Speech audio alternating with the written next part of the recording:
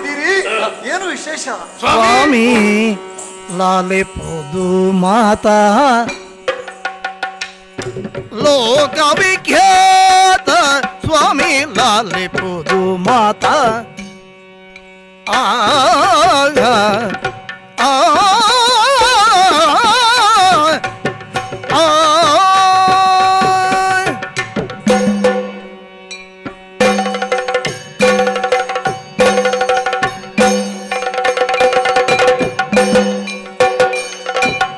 ಸ್ವಾಮಿ ಲಾಲೆ ಪೋದು ಮಾತಾ ಲೋಕ ವಿಖ್ಯಾತ ಸ್ವಾಮಿ ಲಾಲೆ ಪೋದು ಮಾತಾ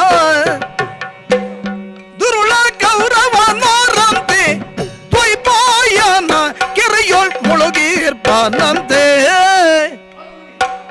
ದುರುಳ ಕೌರವ ನೋರಂತೆ ದ್ವೈಪಾಯನ ಕೆರೆಯೊಳ್ ಮುಳುಗಿರ್ಪಾನಂತೆ ತೆರನಾವುದಿನ್ನು ನಮಗೆ ಸರಸಿಯೊಳ್ ಅಡಗಿದವರ ಇರಿದು ಕೊಲ್ಲುವುದವ ಪರಿಣಿತಿಗೆ ದುಭವ ಸ್ವಾಮಿ ಲಾಲಿ ಪೋದು ಮಾತಾ ಲೋಕ ವಿಖ್ಯಾತ ಸ್ವಾಮಿ ಲಾಲಿ ಪೋದು ಮಾತಾ